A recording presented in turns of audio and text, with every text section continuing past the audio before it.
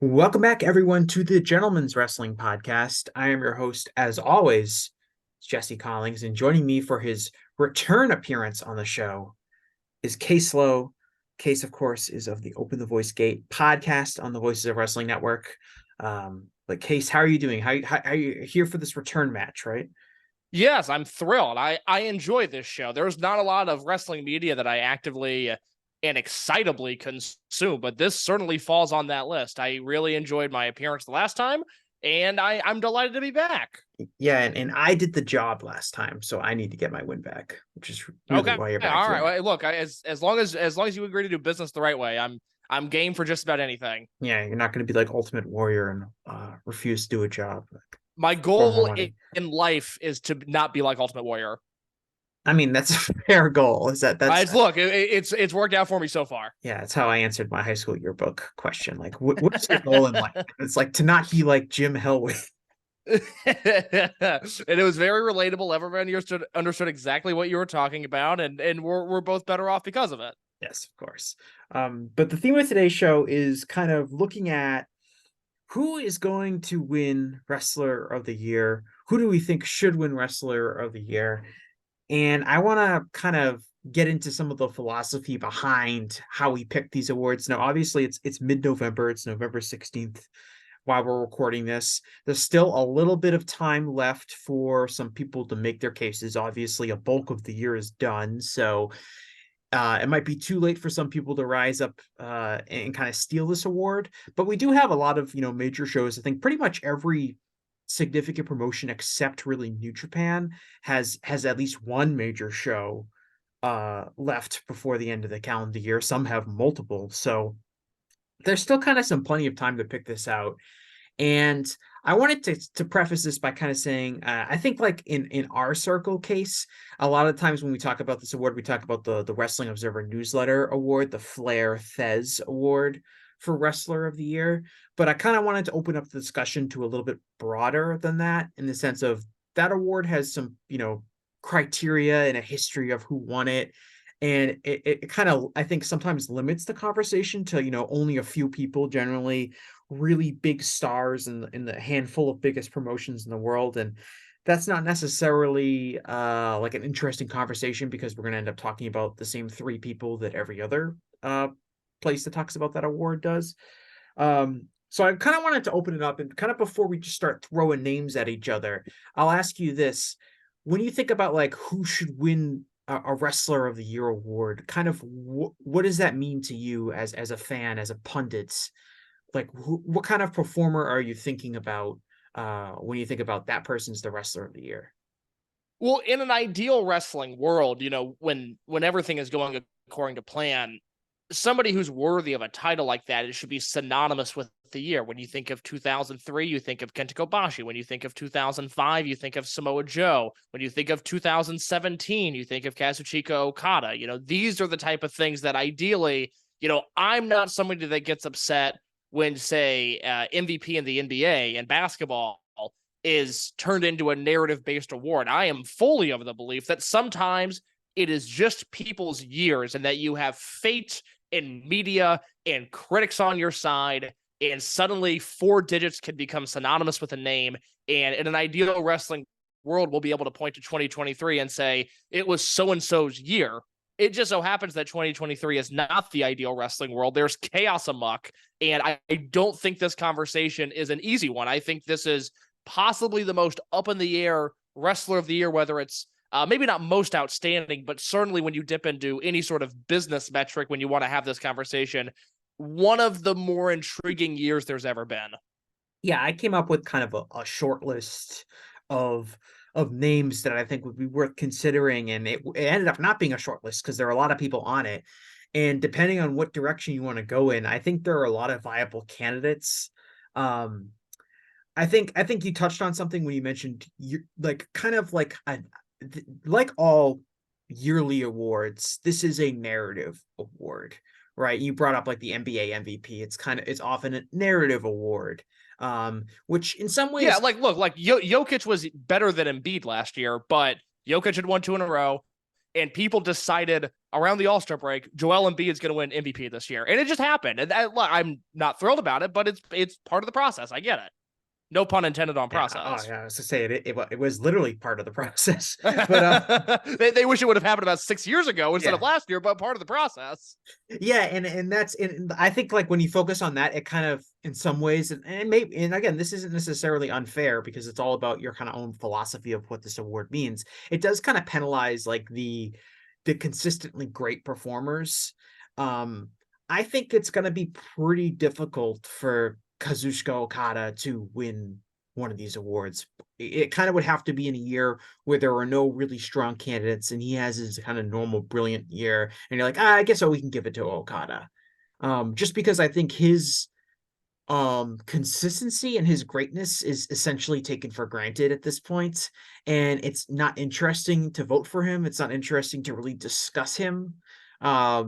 We can all acknowledge his greatness and appreciate him, and when he has a great match we can then recap the match and say, man, how good is Okada? He's great.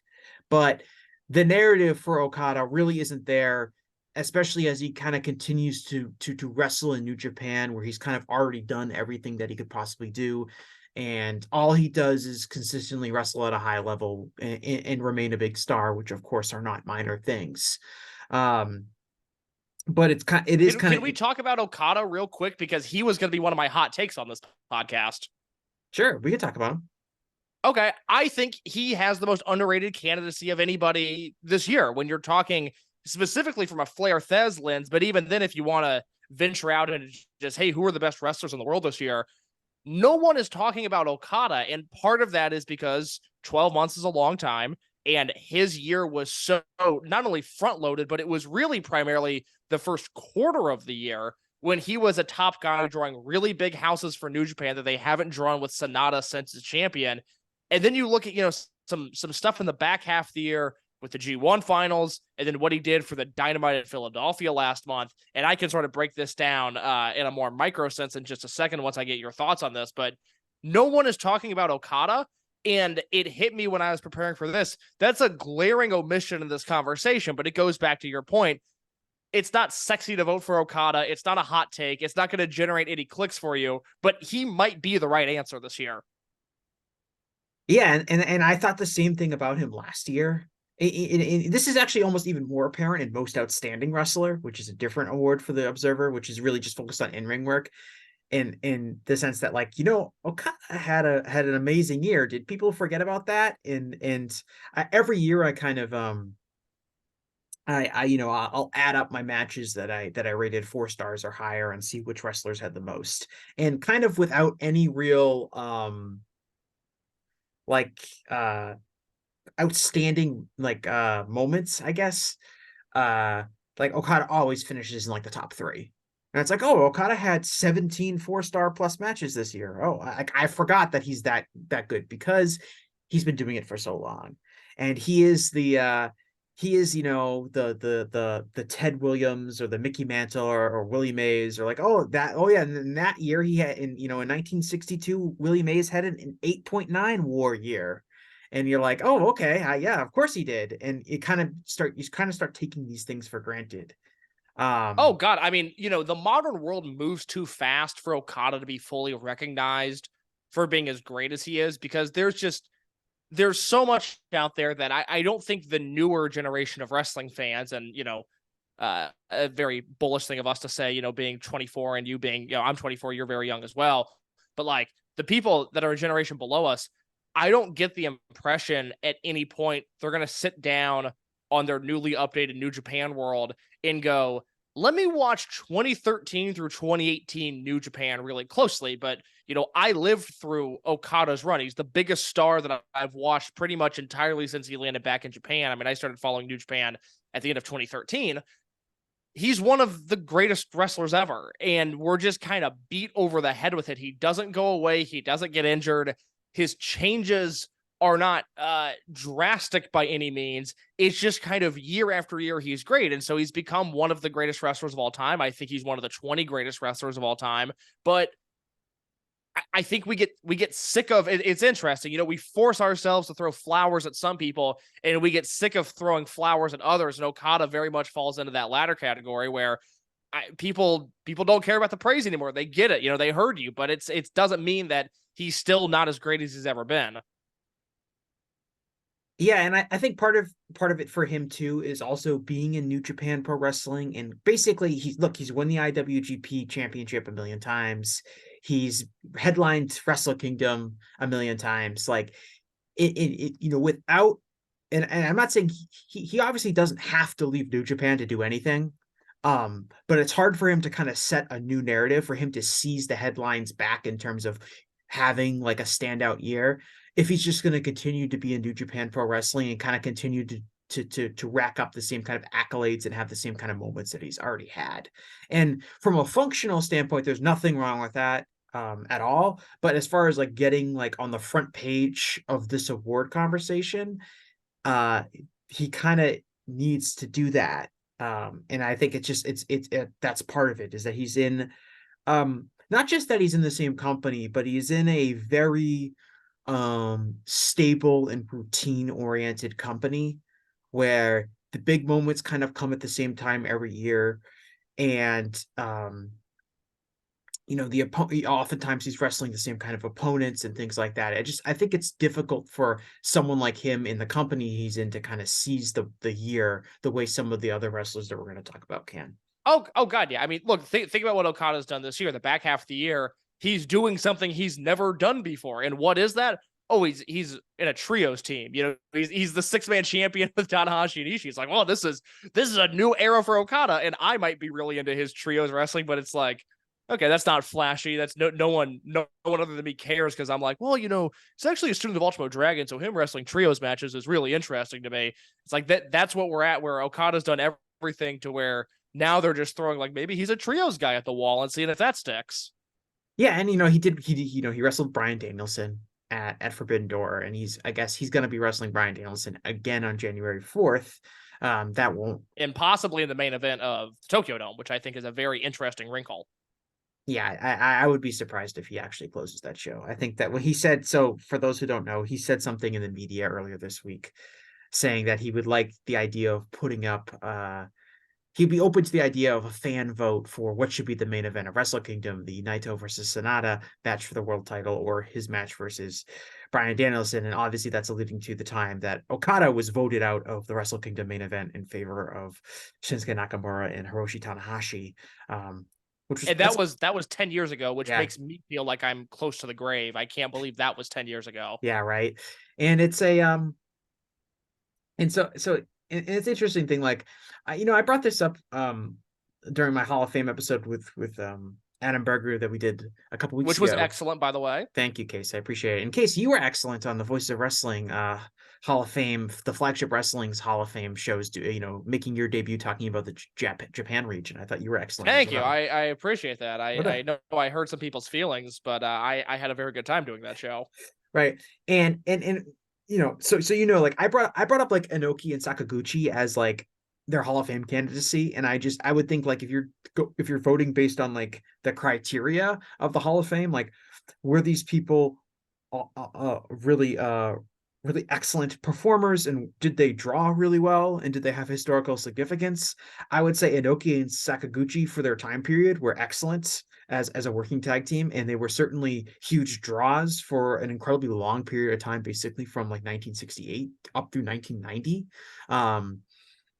And like, but it's incredibly boring to vote for them, so they get like almost no traction on the ballot. Because like, what do you want to vote for Inoki, and like Inoki's like chosen tag team partner? It's really just kind of like voting for Inoki again. It's not exciting, it's not interesting. You're not doing anything new to say, you know what, Inoki and Sakaguchi, they should be in the Hall of Fame. So I don't feel like they get any traction, even though I feel like if you were to look at their case, it would be fairly strong.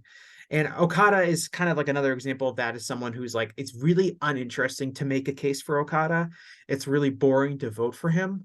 No one is going to be like giving you like a golf clap for making an argument for Okada.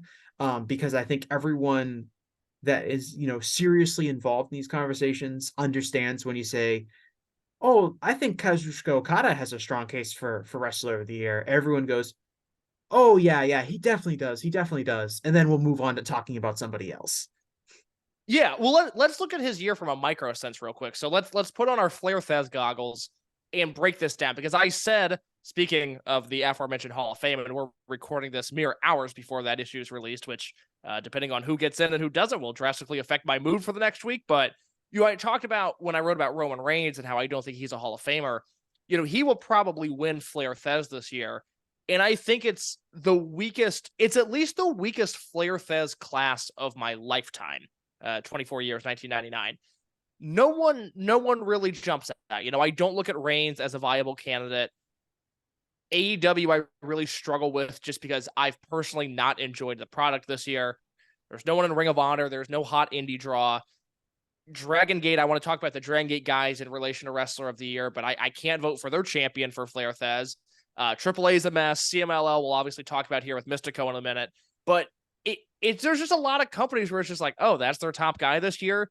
But with Okada, you have the Wrestle Kingdom main event, he and Jay White at Wrestle Kingdom, I think, to 26,000 fans this year, which is a really good number. Obviously, that was aided by Ospreay and Omega, which we can talk about in a little bit.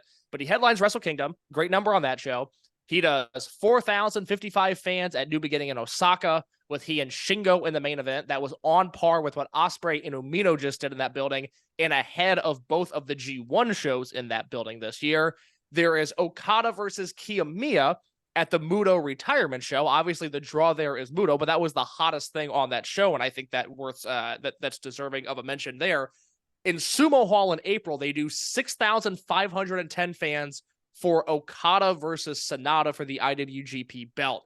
When they ran for what the King of Pro Wrestling, whatever the October show is, for Sonata and Evil in the main event, that show did 5,002 fans, so plus 1,500 for Okada in the main event compared to what they did in October. He headlines Forbidden Door 2, which was a massive business success. He headlines Altogether 3, which is another 6,500 fans in that building. He headlined the G1 Finals, which did 8,000 fans, he and Naito. And then he moved nearly 1,000 tickets after his name was announced for the Dynamite in Philadelphia this year. Again, he is not the sexy pick. I understand why people aren't thinking about him. He might be the right pick for Flair Thez this year because he's had a great year. He has match the year candidates. He and Naito and he and Shingo from February, I think, are up there. And he has been a clear business mover and a positive for New Japan's business in particular, especially when you look at what Sonata's done with his time as champion. Yeah, so Okada, the argument for Okada, like you said, is kind of stepping into where you feel like there's not really a super strong candidate out there, which opens the door for someone like Okada, who's kind of the steady pair of hands, and you can never go wrong casting a vote towards Okada. And you can just look up and down, and you could make a case that it maybe tails off at the back end of the year a little bit. Well, he does, which is more so due to, again, now he's the trios champion. There's less of a focus on him and more of a focus on Sonata. And I think we have numbers to say, hey, maybe that's not the right move for New Japan's business. Mm-hmm. And but I guess it definitely tails off as he's not in the main event. But if you look at some of the other strong contenders, some of them missed time due to injury. Some of these people just aren't around. So in a way, you could almost say over a 12-month period, Okada is probably one of the more consistent, durable entities that we have, as far as serious candidates go. Yeah, very much so. So let's you brought up kind of Roman Reigns, who you think is going to win this award, which I'm not so sure about. Or you think he'll win Flair Thez? I think he'll win Flair Thez just because of it's Dave's audience, and I think that is a very pro Reigns audience. Maybe I'm wrong, maybe I'm off base, but I think that crowd right now is really into all of that stuff. And my disdain for every branch of the WWE tree, I think, is well known. It's not a promotion I really respect. It's not a promotion that I think deserves any admiration. But Reigns is the guy.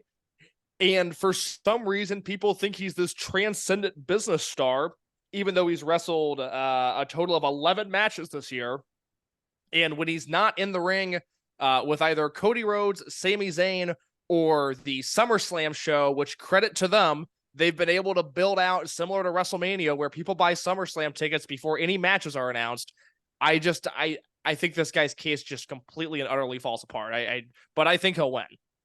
Right. Well, I only say that I thought he would definitely waltz before, but having listened to Dave's audio recently, Dave is not necessarily a supporter of Reigns for that Okay, award. that's good And to know. he's publicly said, at least, that he thinks that, the limited number of matches, especially when compared to someone like Will Ospreay, there's just a huge gap there.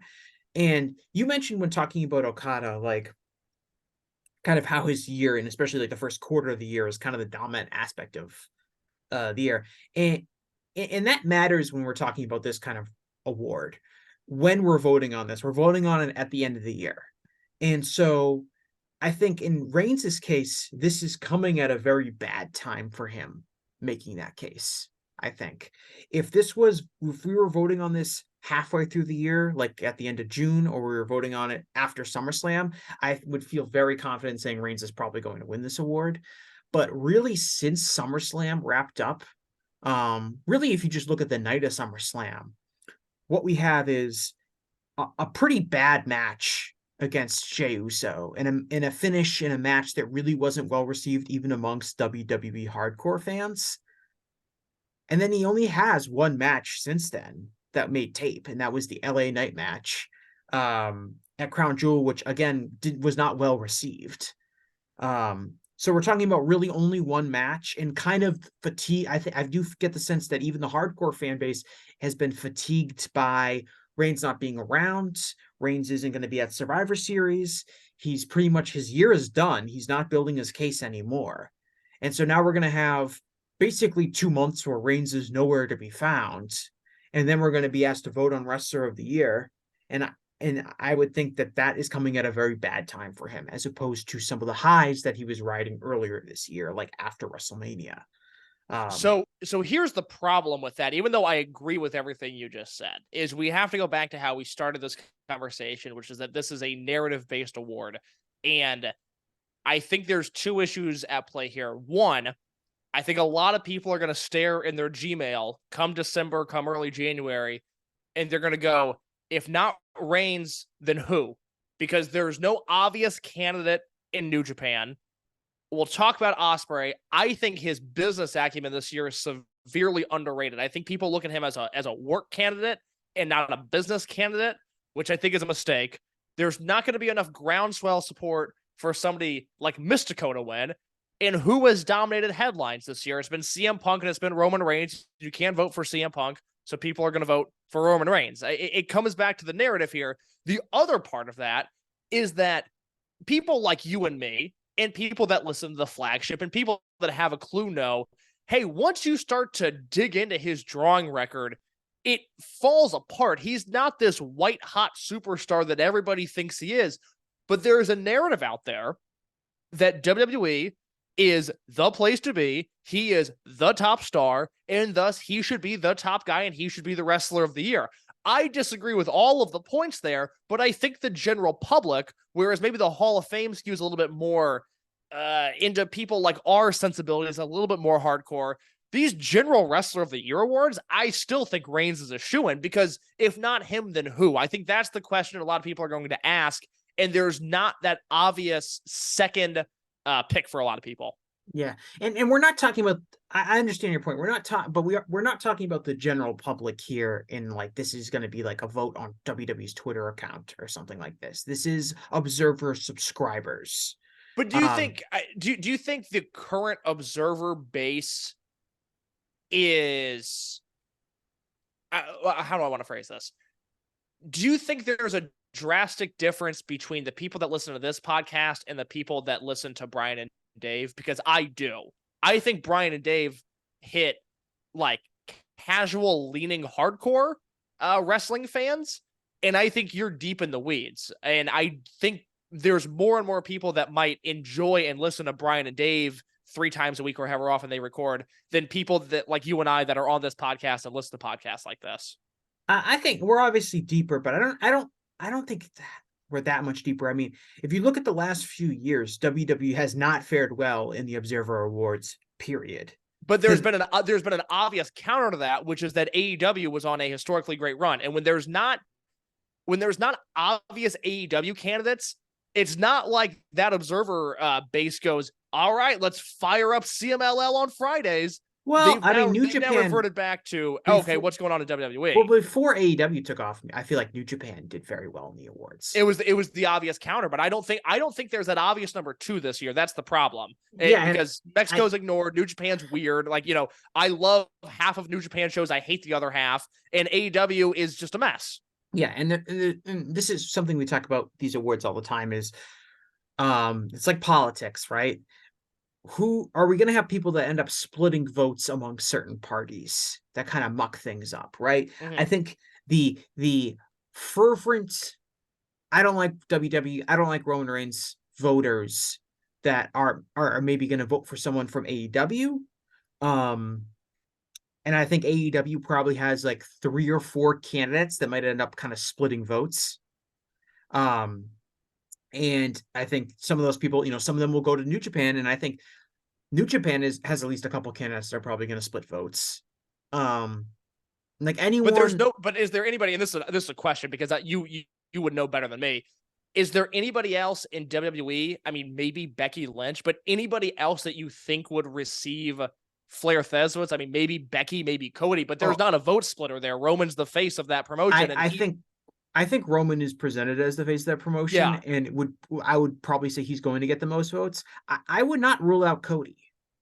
It'd be interesting if Reigns ends up with like more first place votes, but Ospreay beats him in votes total. I could see that happening where, there's just a certain segment of the population where they go, Reigns is number one, he's the guy. But there's enough people like you or me, or I don't want to speak for you, but enough people like me who leave him off entirely that even his first place votes, which way more obviously, don't carry the weight of him to the top of the votes. Oh, a 1991 NBA MVP scenario where Charles Barkley got the most votes. Of course. But Magic Johnson ended up winning the award despite Charles Barkley getting the most votes.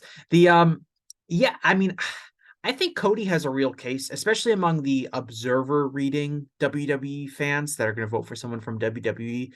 I think Cody's work is a lot stronger. I think Cody's been much more of a consistent player in terms of being on television each week and having a show built around him. And I think that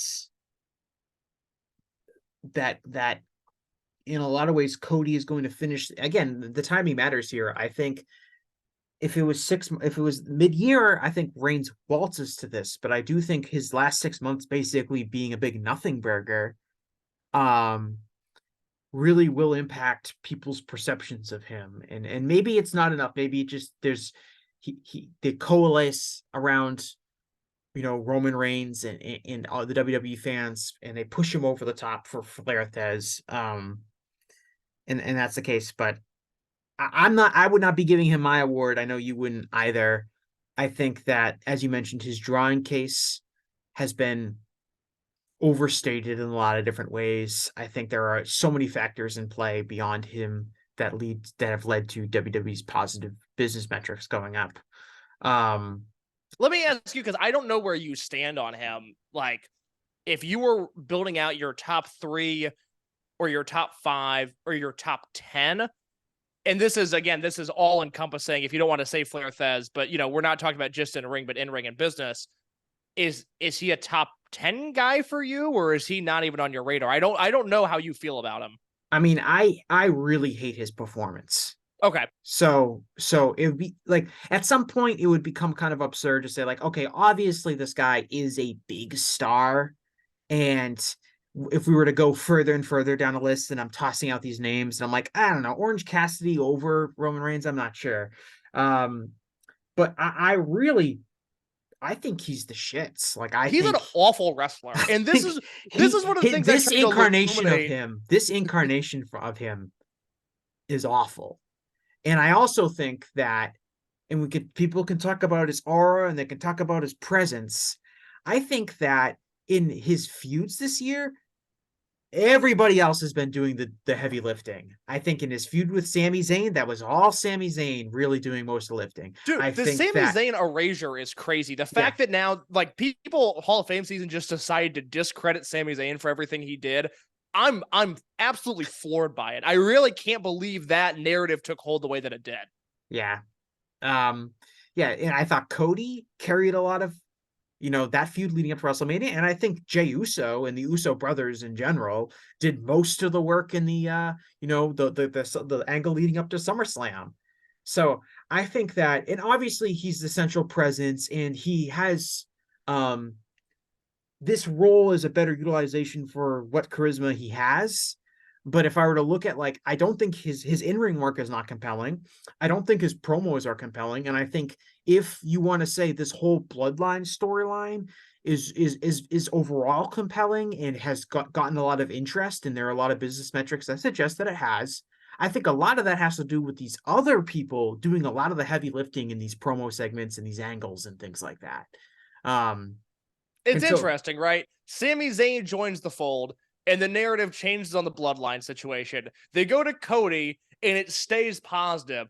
All of a sudden, you go to the Uso, and Reigns is put back as the primary, let's say, content driver, and people lose interest again. It's crazy how that works. yeah, and I just, from a performance standpoint, I don't think he's done, like, the Sami Zayn match is a legitimately good match. Um, the Cody WrestleMania match I thought was trending towards being very, very good, and then they just have the laziest, dumbest ending in the world that just totally took me out of it.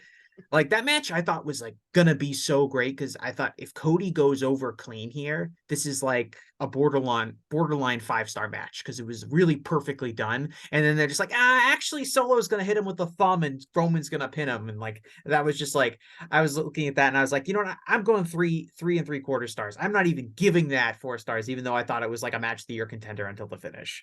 um because it was just such, it was so bad, and it let the air out of the building, and everyone just went home pissed. And but his in-ring work is not interesting. It's not compelling. I don't think his promos are anything great. So if we're just talking about performance standpoint, I think there's nothing there. He also just hasn't wrestled at all. I No, think, 11 matches, yeah, and I think one on a house show, so 10 televised.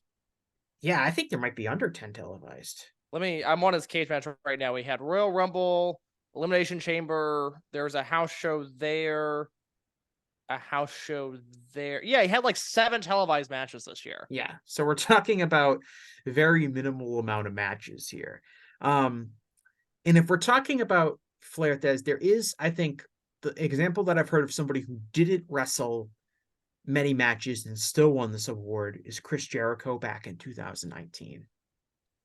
Mm. And to me, if we're going to use that as an example, I think that year is a great example of a known quantity in Chris Jericho, someone who's been around for decades up until that point, but doing so much new stuff that he really put an incredible imprint on the year and seized the narrative, right? He went to New Japan, which nobody saw coming. And he had the excellent match at the Tokyo Dome. And then he's involved with the formation of AEW, and he's wrestling on their, limited amount of dates, because they weren't even doing TV until October, but was, on all of their shows up until that point. He's their first champion. He was really the heart and soul of the first several months of that promotion. And so, like, it's like, okay, I think he wrestled under 20 matches that year, He but it's wrestled like, 12 total. yeah, so he wrestled only 12 matches that year. But to me, he had such a massive imprint on the year from a business perspective, from a personality perspective. All of his matches that year were very memorable. And to me, it's like it's totally incomparable than to the year that Reigns has had. Yeah, no, that's a great comp. That's something I hadn't really thought of. Jericho 2019 is the perfect example, but all of these were successes. It was the Naito match. It was the Omega match at Double or Nothing. It was the Okada match, which wasn't a very good match, but it was still the headlining match on Dominion, and it drew a nice house. Adam Page for the first All Out headlines the first Dynamite. He headlines that Dynamite in Philly, him and Darby Allin in the street fight, which I think is a historically great and important AEW match, and then the rest of the year, he's doing stuff with Sammy Guevara, and he has the Cody defense, and then he has this Jungle Boy match at the end of the year. Like, yeah, that's the perfect comp, because Jericho only wrestled 12 times, but he was effective, and you saw a difference in his work. And I think he was a positive attribute to both New Japan and to AEW that year. And I can't say the same about Reigns. And he wasn't like 3 years into the same kind of title reign. He was out doing things that we had never seen him do No, that before. was the story was like, oh my God, Chris Jericho reinvented himself again. Not just reinvented himself, like he literally, like, I think you can look back at that year, like 2019 Chris Jericho, and be like, what a, like, literally an incredible year when you think of how it started and how it finished. Like, it starts with that match at the Tokyo Dome, and then it finishes with the, he's putting over, or he didn't put over Jungle Boy, but he's wrestling, Jack Perry. He's helping make Jungle Boy, helping trying to make Scorpio Sky. He and Cody are involved in a huge story. There's stuff there. He's helping found like the most important wrestling company to be founded in like the last 20 years.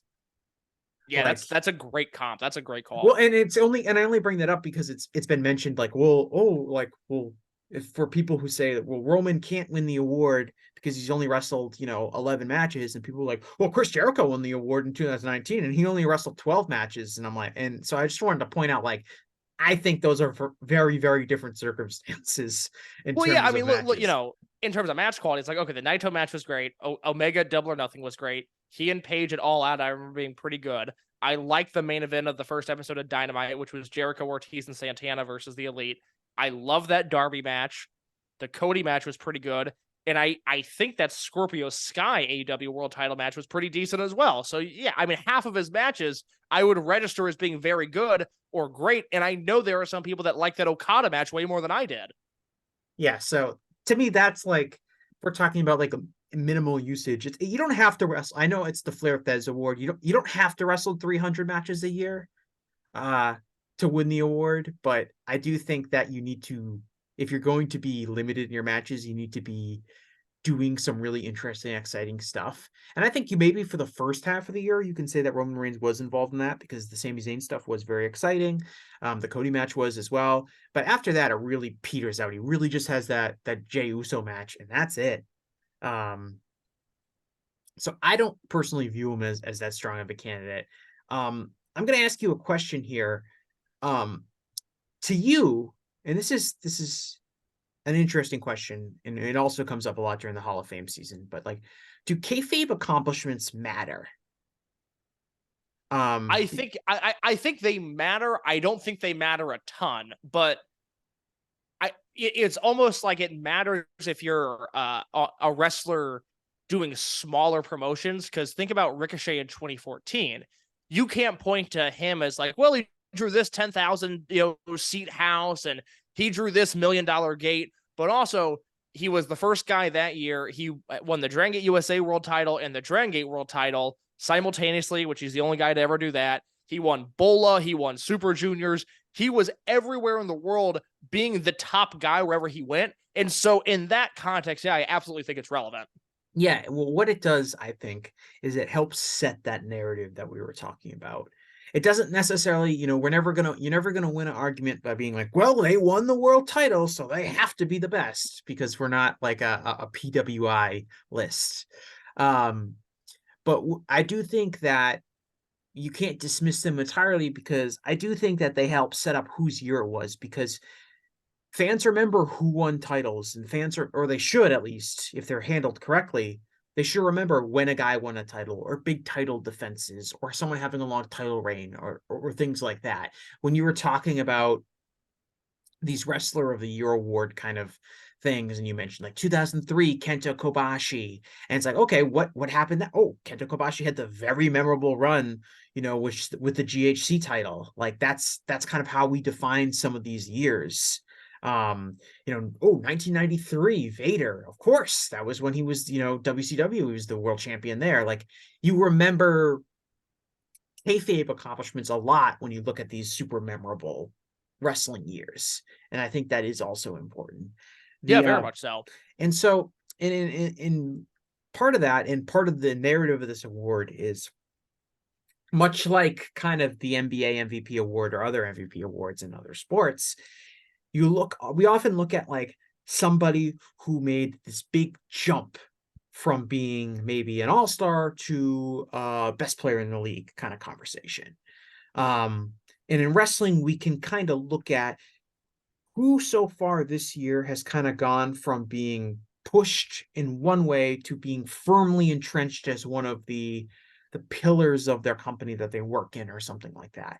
And I think this year has actually been really productive in that end. Now, we can get into some of these names and we can probably point to some of them where it hasn't worked out. But I just coming up with a list of wrestlers who wrestle in major, somewhat major promotions that I think are now going forward, perennial main event acts in those promotions at least. There's been quite a few of them this year. Probably it feels like more than in recent years, especially in Japan, where it seems like a lot of promotions are looking at getting younger or trying to push new names after maybe relying too much on wrestlers that are over the age of 40. But I just came up with this list, and there's I'm sure there's more of them, but Madoka Kakuta, who obviously I know you're going to talk about in a second, MJF, Sonata in New Japan, Yuma Aoyagi in All Japan, Jake Lee, who was pushed hard in All Japan, but also, jumps to Noah and gets pushed really hard there. I think to a lesser extent, maybe you could say that Rhea Ripley has gone up a level in terms of being taken seriously and is now kind of in the main event level in WWE. To a lesser extent, you could say someone like Carmelo Hayes and NXT is now kind of at the pinnacle of that promotion, which if you want to say who has raised business this year, you could point to Carmelo Hayes as NXT champion as being hugely beneficial if you want to go that route. I think there's a lot of noise with those numbers, but you can make an argument. Or even someone like Chris Brooks in DDT kind of going up a level to being kind of firmly established as one of the top wrestlers in that promotion. I think there's a lot of names this year. Now, obviously, some of them have been less successful than others in terms of driving business forward, but I think that we have seen a lot of wrestlers this year jump forward up to kind of the top rung of whatever promotion that they're in. I think you just accurately defined why I've struggled enjoying wrestling for parts of 2023, because Sonata and Jake Lee are on that list. And it's created some viewing blockers for me in certain promotions. But I do think All Japan really stuck the landing with Aoyagi. I say this on Open the Voice Gate all the time. This era of All Japan, the Miyohara led era of All Japan, it's always a promotion I've respected. I just enjoy it less than everybody else. I always say I'm a quarter star lower on every Miyohara match than everybody else. I don't think he's bad. I think he's excellent, actually. It's just never been my bread and butter the way that it is for other people. But this year, and especially over the last few months, All Japan has really channeled something where their roster feels fresh and exciting. Their business is going up. They're doing some exciting numbers, not only in Tokyo, but outside of Tokyo, which I think is good for the overall industry, because no one outside of New Japan and Dragon Gate really does well outside of Tokyo. And Aoyagi's been a big part of that. So he is probably, if I was going to crown somebody as putting them on the top of that list, it would be him. Yeah, and I think for me, it's helped kind of redefine All Japan Pro Wrestling so like my experience watching All Japan in real time, right? I started watching when Akebono was the world champion, and I was really just watching it because I felt like as I was like wading into Pro, I was like, you got to watch All Japan Pro Wrestling. Got to. Yep, I completely understand. Yeah, like, oh, I'm watching New Japan. I've got to watch All Japan without really fully understanding that All Japan is like basically an indie at this point. And there were some high, when there was the excellent, I think when I really got into it when Joe Doring was kind of, bouncing around the Triple Crown championship picture. I mean, he and Shiozaki did some great stuff together. Yeah, him and Shiozaki, him and Suwama.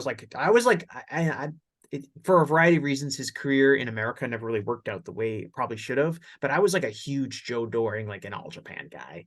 I think that's funny. I think everybody in this bubble probably had 6 months where they were like, I think Joe Doring's my guy. And then unfortunately, largely it was due to his career and the unfortunate obstacles he's faced. But I completely understand where you're at, going like, oh, I have to watch All Japan, and then going, I think Joe Doring's my guy. I feel like we've all been there. Well, especially because I'm coming off of like the Akebono world title like runs. And that's like where anything is better. I mean, you would have been a better Triple Crown champion. Yeah. So he so then like they're kind of in this pool, and basically they desperately need to create new talent. And like Kento Miyahara comes along, and Miyahara is like the ace, and they're like, oh, he's perfect. He really is. He's perfect for what they need. They needed someone young, someone that was an excellent in-ring wrestler, someone with charisma, someone that could be the ace baby face of the promotion. And it's like perfect. And then for about 7 or 8 years after Miyahara kind of breaks through, they completely struggle to follow him up with anybody else. Yep. And so you're going through this phase where some of the more reliable older wrestlers start breaking down. Suwama starts breaking down. Ichikawa starts breaking down. And so suddenly it's just Miyahara and these old guys, and they totally botch it with like Ashino and some of these other more interesting names that come through where you think, okay, here's the next young guy that's going to make it. I think, they tried with Jake Lee. They really did. They tried hard with him too. Um, and they finally, Aoyagi, ever since he kind of debuted in All Japan, had kind of been tabbed as, okay, maybe this guy can be, a true kind of rival to Miyahara, or at least someone else that can fit that role. And they finally did it.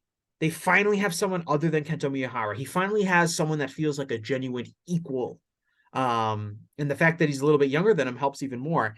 And in All Japan in general, I think there's more people besides Yuma Aoyagi that have bright futures there as well, which is another huge positive for them. But I think if we're talking about a narrative, especially in terms of All Japan Pro Wrestling, Aoyagi has totally seized that. You could make a case that Miyahara has been better than Aoyagi this year, but Aoyagi is the star of All Japan in 2023. And if someone could make a very easy argument, especially when you talk about the business growth, like you mentioned, for All Japan Pro Wrestling, especially given the obstacles that All Japan Pro Wrestling has for business growth in terms of just kind of being a turgid product for a long time, I think he's right in the mix. What are your thoughts on Madoka Kakuta? So I'm gonna obviously preface this by saying that I am not like I probably know about 5% as much of Dragon Gate as you do. Um, so Hey, you're making good decisions in life. Don't make it 10%. That's wasted time. well, I've trust me, I've wasted my time knowing other things like being really good at the Immaculate Grid, but That tracks. I play it every day, and I play baseball and basketball every day. I can normally get 7 or 8 squares, but I'm not. My rarity score is high. You seem like somebody that is doing 9 squares of like guys with 0.01% entries. I would say I know more about basketball than I do baseball. I Same. feel like I can do basketball pretty easily. Like there, I'll try to come up with more lesser known names than in baseball. Baseball, I'm just trying to finish it. so my but with that being said, I do better at the baseball one than the basketball one. Oh, okay, all right. Yeah, the basketball one, I would say I'm still probably pretty good at it, but I'll look at some of those team ones and I'll be like, wait, man, Nets and Suns. Like who can I think of? Like Yeah, I get brain freeze with the basketball bad one ones. is when I log on and I see like Timberwolves and Grizzlies, it's just like, oh god, all right, let me dig into the deep recesses of my brain and think about all the Minnesota Timberwolves players I can name, because even though I follow the league really closely, I have never and will never care about the Timberwolves. Yeah, well, for me, I got to think about like, okay, what were these memorable Timberwolves teams? Who were on those teams, and can I think of where they were afterwards? And then you realize there's no such thing as a memorable Timberwolves It's like, team. oh, that 2003, 2004 team that made the Western Conference Finals. Like, oh, Kevin Garnett, I don't think he played for the Grizzlies. No, it's like, all right, Latrell Sprewell, Sam Latrell Cassell, Sprewell, Troy Wally Hunt. Zerbiak. I'm hoping Yeah, I get a Wally Zerbiak answer. I think Darko Milicic played for the Grizzlies. Oh God, I can't wait. I can't wait to use that in a future grid. Now I'm curious. I gotta look that up. Because that would be a nice job for me if I did it. Because I know he definitely played for the Timberwolves. Let's see here. Because He even did. like okay, all right, he did. That's Yeah. great. So what are his teams? Pistons and Grizzlies, or I'm sorry, no, Pistons and Timberwolves, and who else? So you're of course forgetting his 2 years with the Orlando Magic. Oh, how could I forget? So he gets traded from Detroit to the Orlando Magic for 2 years, and then he spends 2 years in Memphis. He plays 8 games for the Knicks before he's then moved again to the Timberwolves, where he plays for 3 years. And then he finished his career. He played exactly one game for my Boston Celtics. And that is Wow. Darko's I career. I love that he was on the Knicks just ever so briefly. That rocks. Yeah, keep that in the back of your head for future use. And I nailed. I was in my head. I was like, I wonder if he was in that trade that got the Pistons Rodney Stuckey, and he was, even though Rodney Stuckey was a draft pick. But that's how we got there. All right, little Darko Milicic sidebar, which I enjoy. Yeah, and well, so the grid, like, so the basketball ones I struggle with, I can kill the statistical categories really easily in the basketball one. Yeah, Um, same. I know a lot about like 50s and 60s NBA, which is just tremendous for like getting low percentages because no one's gonna name those people. Um, so I'm usually pretty good at that. The baseball ones, I feel like I don't know, for whatever reason I can remember the teams better in baseball. And then the statistical ones are also pretty easy. I usually don't worry too much about the rarity score when I'm coming up with my players. I usually just try to get it done because I know if I can get the statistical categories, I can probably clean up and get like, a 1%er or 2%er there. So getting like a 30%er on the teams isn't as big of a deal. But anyway, that's this is not related to Madoka Kakuta at all. But, so my thoughts on Kakuta are I think he's quite good. I don't know if he stands out to me as demonstrably better than a lot of the other wrestlers on the Dragon Gate roster. But I see what they see in him, and I'm not like against him getting the kind of push that he has gotten. Um, I'm not. I'm honestly. I'm not that as far as like the new six, like the new kind of generation of wrestlers they've been pushing kind of towards the main event. I wouldn't say I'm super duper high on any of them. I was super high on Kento, unfortunately. And that's Well, he has made some unfortunate decisions that yeah, will that's hinder honest. him I was thinking about that forever. last night. Because I was in the shower, and who else to think about while you're taking a nice hot shower than SB Kento? Amen, brother. Yeah, and I was just like, I kind of like hadn't thought about him in a couple months, and I was like, man, that sucks. I haven't thought about him in a couple months. Oh God, I mean the Kento Fujiwara thing. So I think a lot of people know details of that story. The full story's never come out, and it's like I don't say it to like jangle keys or in somebody's face and go like I know something you don't know. It's Mike Spears and I, my co-host on VoiceGate, we've talked about it a lot, and we have the quote unquote real story about 99% confirmed, but we've never had any desire to shed more light on it just because it's an odd story. It's just very odd. And Dragon Gate, knowing that Fujiwara and Kento were their two brightest prospects, or two of their three brightest prospects, with Takuma Nishikawa, now known as TN Revolution, they did everything they could to prevent the situation that has happened from happening. And unfortunately, they finally made the company decision to let them go. But it was one of those things that seemed more like a, hey, let's spend some time apart. Maybe you guys can see the world, and then we'll come back together again and be stronger than ever. And then they took a payday in GLEAT, and now their careers are very, very poorly. They're going very poorly. So, yeah, it's a bummer. The whole Kento thing breaks my heart. Yeah, because I mean, he was as talented as anyone. And he's I mean, still so look, young. well, he's younger than me. I mean, I'm 24 years old. He's 23. And the thing that still rattles me to my core is we had Dragon Gate Jay on our podcast 2 years ago, and we were talking about how good Kento was as a rookie and how successful he was in his first year. And, Kento was short even for Dragon Gate standards. I think he stands 5'5". And, the main eventers on that roster are 5'9", 5'10". And Jay told us, he's like, look, if the guy was 3 inches taller, he'd probably be our world champion right now. It's just, there's a bigger hurdle to climb with him being as small as he is. But if he was built differently, he had all the talent at 20 or 21 to lead that promotion. It just turns out that he didn't have the mental capacity for it, and he continues and continues and continues to make very poor career decisions. And not the first and surely not the last person No, to be classified that in professional wrestling, no, it's a bummer. unfortunately. But to get back to Kakuta, like if obviously he's been champion for how long is his championship reign now? He won the belt in May, so we're approaching 7 months. Yeah, and he's probably gonna hold it for throughout the year. Does he have a big defense lined up between now and the end of the year? No, he'll defend the belt at Final Gate, more than likely, but I don't know against who. They don't have that set up yet. Right, but so even if he drops it at Final Gate, we're talking about pretty much he's got it for a bulk of the year. Yeah, that shows Christmas Eve, so he'll hold it through 3/4 of December. So would you consider? And I know you kind of said you're not super high on his Wrestler of the Year case, but would you consider him Dragon Gate's best candidate for this for these kind of awards, or do you have someone else in mind who you think you would rate higher? He's the best candidate. And again, that's focusing a lot on like kayfabe and narrative too, right? He's held the title for a while. They've obviously elevated him upwards. He had this great story where he came back from his devastating injury to come back and win the title and kind of, serve as the crowning moment. So the narrative power is totally with him. Dragon Gate did everything right getting him the title.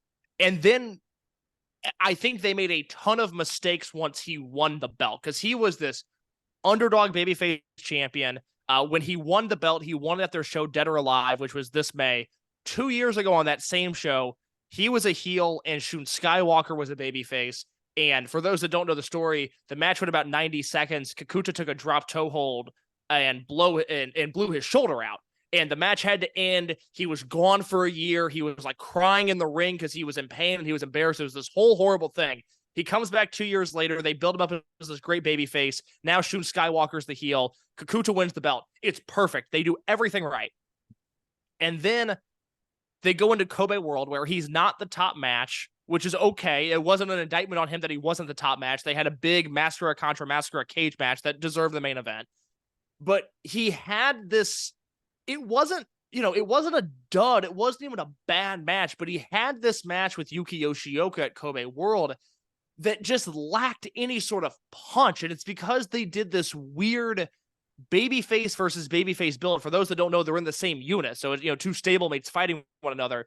And none of them ever played up being a heel or was more sympathetic than the other. They were just two guys that were having this match based on respect. And the crowd didn't know who to cheer for. I didn't know who to cheer for. The match was dead. It sucked. And you go, oh, okay, well, that's one match, not the end of the world. Let's see how his reign progresses. And then he has another match. His August defense was against Kota Minoura, who is, I would say, a controversial youngster in Dragon Gate. He tanked business last year and then has basically had to rehab his public image ever since. He and Minoura have this match where no one really knew if Minoura was the heel or if he was the face or if Kakuta was the heel or if he was the face. They ran into the same dynamic issue, and once again, the match fell kind of flat. And it wasn't until his most recent defense against Big Boss Shimizu, and I know you weren't as into it as I was, but where they finally established a proper wrestling match dynamic, and it was like, oh my God, that's right, Madoka Kakuta could be a great world champion. They just set him up to fail, and he unfortunately did not leap over the hurdles that were placed in front of him. The thing with Kakuta that is so hard, especially when you look at like most outstanding, is that 2 of his 3 highest profile matches this year were below 4 stars. They were not good main events. On the year, Kakuta, I have him as having 22 matches at 4 stars or higher, 2 of which are in my top 5 Dragon Gate matches this year, and 6 of the 10 are in my top 10 Dragon Gate matches this year. He's actually been absurdly consistent and a really great wrestler. Just his highest profile matches have been the worst examples of Kakuta. So he is another guy where if his Kobe World match and his Dangerous Gate match were better, all of a sudden I could start to make an argument for him as being a Flair Thez candidate, but he kind of didn't live up to the hype in 2 of the 3 big profile matches he had this year, so I can't vote for him. Yeah, and like when we talk about narratives, that ultimately is what people are going to remember. Like they might not remember. People were pressing the panic button on him as champion after August, and I was still saying like, give him another defense. Like he's being set up in these odd almost non-Dragon Gate-esque scenarios. Like a great wrestler is going to overcome those, but also like I understand why he's not. These scenarios sort of suck that he's being put in. Right, and he's still kind of getting his footing as, the world champion. He's only He's still 24 very years young. old. Yeah. He's not like a 15-year vet that knows how to work around maybe some booking inadequacies. And he's in the cases of, of working with someone like Kota Minoura, like it's you're talking about like another, younger wrestler. And so you're kind of working through these kind of maybe psychological ring psychology hurdles because of booking and because of character presentation and things like that. And not everyone's going to be primed Terry Funk and be able to adjust to that on the fly, especially someone who maybe doesn't have a ton of experience as a main event wrestler at that point. Yeah, so Kakuta would normally be the guy that I would advocate for from Dragon Gate, but for the reasons I just talked about, plus the fact that the Gate of Destiny number in Osaka did about half of what Ospreay and Umino did, which is obviously a bad house, and they talked about that publicly after the main event, where Kakuta got on the microphone and in a very Dragon Gate, very raw moment was like, look, I understand I'm the world champion, and there's not a lot of people in this building, and I have to do better, and I talked about this on VoiceGate 2 weeks ago, but we had a bunch of listeners at that show. I have a lot of for lack of a better term, Dragon Gate live event correspondents, people that live in Japan, people that I talk to on a regular basis, and they were all texting me as he's cutting this promo about how there's not a lot of people in the building going, this is an amazing rallying cry. This got the crowd fired up. This is actually, he's doing good by addressing this elephant in the room, and we'll see if they can build on it. The thing that I do want to mention about Dragon Gate, just within the confines of this podcast, as we look ahead to 2024, everybody should be paying attention to the guy now known as Luis Monte. I think he's primed to have a massive 2024. He used to wrestle under a mask as Diamante. For those that don't know, he was brought into Dragon Gate literally just to wrestle Ultimo Dragon. And over the course of 4 years, he's become one of the best wrestlers in the world. He was unmasked in July. He's now starting to headline their Korakuen Hall shows, and they're doing 1,300 pretty consistently in Korakuen, which for 2023 standards is really good. I expect him by this time next year to, if he's not the Dreamgate champion, to be a firmly established full-time main eventer and to put the company on his back. So 2024, the next time we have this conversation, I would expect his name to be in the mix. All right, excellent. Some other names that we talked, I mean, you mentioned Sonata. Like Sonata has the idea of he was elevated to a top level.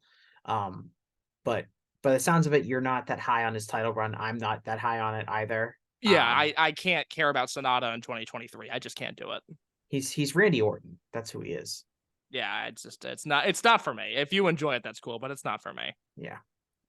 Jake Lee, we kind of already talked about a little bit as terms of like, just as Noah has kind of put him forward as their next kind of guy, I guess. They brought him in, they gave him a big push, they gave him the world title, but I don't think he achieved what they wanted him to achieve. No, we just did on the most recent VoiceGate episode. We didn't plan on it, but we started off by doing a lot of Japanese business talk up front and comparing Dragon Gate and Noah and All Japan. And some of the Noah numbers are really alarming. I mean, Noah's not running shows. I think they've only run 68 shows this year, which is, I mean, Dragon Gate's run almost 140. That's like half of what Dragon Gate has done. And they're almost all in the Tokyo area. I think a third of their shows are in Tokyo. They're not drawing anywhere, and their numbers outside of Tokyo are really, really bad. So their numbers in Tokyo are bad. That's yeah. And something that I don't know how many other podcasts have talked about this, but I made sure to mention it. Then I'll mention it here. So, Noah runs a lot in Nagoya. That's always been a very solid market for them. Dragon Gate runs a lot in Nagoya. It's arguably their best market, and it's the market that they rival New Japan the most in. New Japan still obviously cleans up there more than anybody, but the New Japan Dragon Gate stuff in that market is much closer than anywhere else. Noah runs there, Dragon Gate outdraws them, but they still run there. The Nagoya Conference Center Hall, that mid-sized Nagoya venue, is, I don't know if it's closing or if it's just undergoing renovations next year, but that building is going away. So Noah already doesn't run a lot of shows. They don't do well outside of Tokyo. And now one of their main destination spots is going away for their destinations outside of Tokyo. So they're going to need to find a new venue to run. Yeah, and there's not another. My understanding is there's not another mid-sized Nagoya venue. This was one of the things that like people within Dragon Gate were laughing at Gleet when they brought in SB Kento and Takuma Fujiwara, because Kento's from Nagoya and can sell a ton of sponsors as a big local draw there, but they won't be able to capitalize on it. They'll either have to run the 5,000 seat Dolphins Arena, or they'll have to run like a 200 cap like hotel room hall. There's going to be no mid-sized venue in Nagoya anymore, which could really end up impacting Noah's business. Yeah. I just want to touch on now some of these other contenders. So we already talked about Roman Reigns. Let's talk about Will Ospreay in terms of, I think if Reigns is the favorite to win to win Flair Thez, I think Ospreay is probably the second pick. What to you kind of stands out about Ospreay's case this year? Well, he's clearly the best wrestler in the world from an in-ring perspective. I don't think anybody is close. I mean, the fact that he has both of the Omega matches this year, plus the Naito match, which is one of my favorite Naito matches ever, plus all of the other stuff that he's done in the UK and in AEW, and I wish he would have shown up in Mexico, but maybe we'll get that next year. You know, he is the best in-ring wrestler in the world this year. The thing with Ospreay that I think is so interesting is that everybody just thinks his candidacy stops there. And it's odd to me that he doesn't really get credit for at least being a part of Forbidden Door 2 and Wrestle Kingdom with the 2 Omega matches. And he doesn't really get talked about for the strong business work that he did in the UK this year. His candidacy reminds me a lot of Shima in 2018, which was the year that he left Dragon Gate. I actually voted Shima Flair Thez that year, because Shima went to AAA and he went to Wrestle One and he went to DDT and he popped houses in all of these promotions that needed a draw. And for Ospreay this year, it's the same thing. He's basically reinventing the territories. You know, everywhere Ospreay goes, people come with him. And it just so happens that he also produces a match of the year nearly anywhere he goes. I mean, for me, he is, I think, edged out Mistico finally. When I vote for Flair Thez this year, he's obviously winning my most outstanding. He'll be number one on my SFM 50 ballot, but he has probably edged out Mistico when I really sit down and think about the impact that he's had this year. It comes back to what we talked about at the top. When I think of 2023, I'm going to think of Will Ospreay. Yeah, I mean, if we're talking about, again, the Flair Thez Award, what is Ric Flair and Lou Thesz? What are they known for, right? They were known for, especially Ric Flair. It was kind of a different time with like what was demanded of Lou Thesz when he was a wrestler. But Flair going to territory, he's working the main events. He's working the best opponent that whatever territory has. And he's going out there and he's having like the best match that territory has had all year. And he's basically popping business pretty much everywhere he goes. And he really does feel like you said like he's reinvented the territories, but he definitely feels like in the overall wrestling sphere, he is the biggest star in terms of what he's been able to do in Japan, what he's been able to do in the United States, what he's been able to do in Europe. And like, not just like, oh, he had one match here and there. He's kind of doing this consistently. He's had a bunch of notable matches in Europe, not only in Rev Pro, but he's gone to like Reichs. I don't know if I'm pronouncing that right, but did you see the French match he had in the French indie promotion? No, I didn't. So he has a match, and this was like hyped like well in advance because this was like back in February, because it kind of like popped up on like after it happened, it was kind of getting, because it was like one of those things where they taped it and it was going to be like shown on their streaming service or something like a few weeks after it happened. But people that were there live were like, Will Ospreay came in and wrestled Tristan Archer in like February of this year. And everyone was saying like, oh my God, he had like the best match anyone has ever seen in France. And so he wrestles in this French indie. I think he drew their biggest crowd ever. And he has like a 4.5-star match with Tristan Archer, who's like been around for a while. He's wrestled a lot. Like if you watch like WXW and stuff like that, I think he's been around there. But so in just like that kind of stuff. It's not just like, oh, he wrestled, he had a really good G1, or he wrestled Kenny Omega for Forbidden Door and it was great. Like, he really is getting around. That match is on YouTube, by the way, if you Oh, want to I'm gonna watch check it. that out. That completely was not on my radar, and that sounds like something I'd like to watch. Yeah, no, and it's like a great atmosphere. It's like these fans, the fans that are there, like, can't believe that Will Ospreay, the best wrestler in the world, is wrestling on their, indie show in France, and it's a really cool environment. But like, it's like that's the kind of stuff that he's been he's been doing this year, and it goes beyond just like we're talking about a great in-ring wrestler or someone that's had a lot of good matches. He's had a lot of good matches everywhere with a wide variety of opponents. And the other thing about him, and you mentioned like his business, uh the way he's been able to move business, I think that he comes across like a huge star everywhere he goes, in a way that I don't know if everyone appreciates, in the sense of, I know people who never watched New Japan. This was last year, right? You remember the build to Forbidden Door last year? Remember how it was a complete mess? Yeah.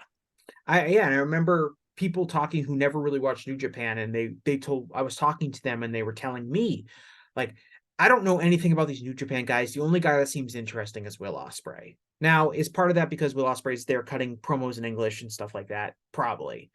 But he still stands out amongst, I think, fans who have never seen him before. There are a lot of WWE fans that desperately want him to sign with WWE. I think that would be bad for wrestling. Oh, it would just Uh, be terrible. but he's a guy that even, the hardcore WWE fans are like, oh, WWE's Triple H has got to sign this guy.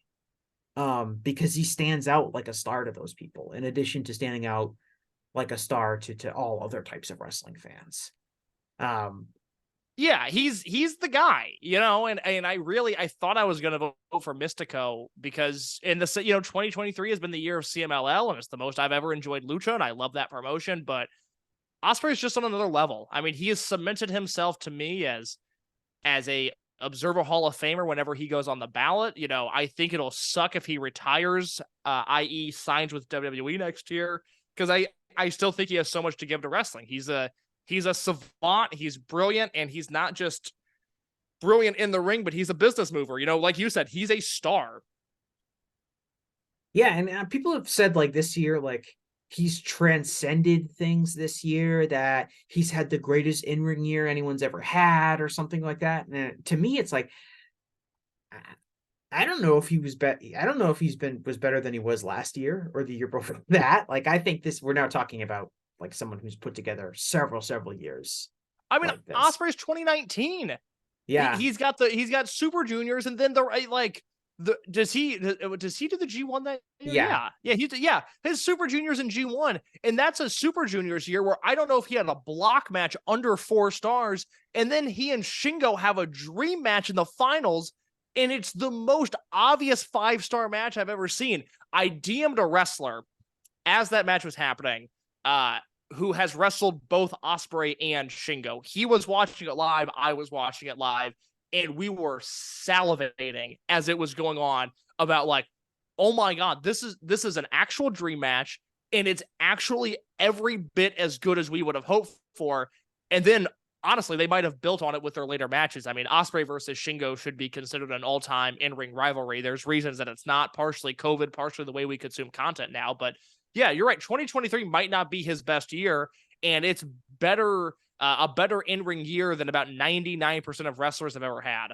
Yeah, and if we're looking at the other serious contenders, for like wrestler of the year or these kind of things, he blows away a lot of them in ring performance. Like, it's not even close. There's a few that I think can hang in there in terms of being close to his level. I think he's easily the best this year. But if we were talking about, him versus Roman Reigns, like come on.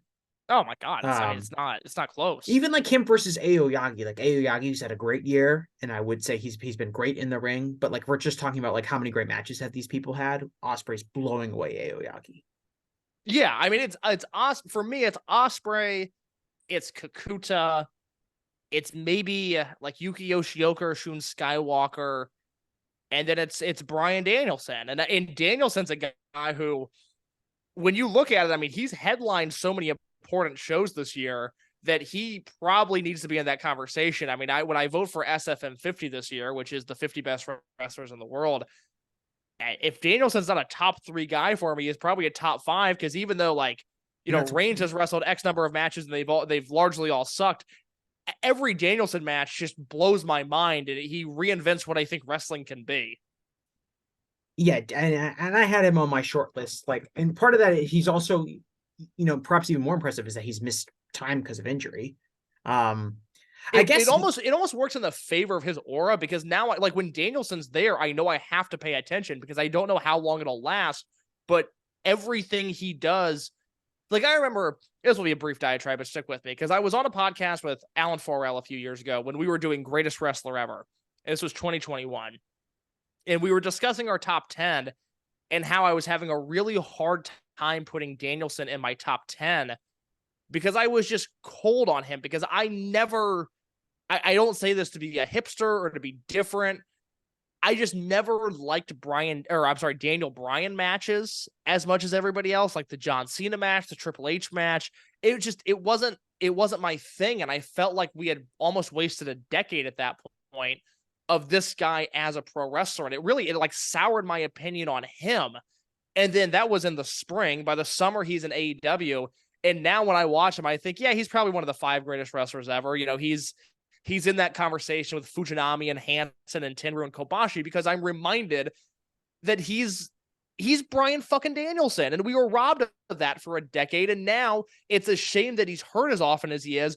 But it really, like I said, it almost adds to his aura, because he comes around. It's like, okay, he's going to kill Ricky Starks and then he's going to go away for a little bit. And now he's got this tournament coming up and he's going to kill somebody else and then he's going to go away. And it's just the cycle of life.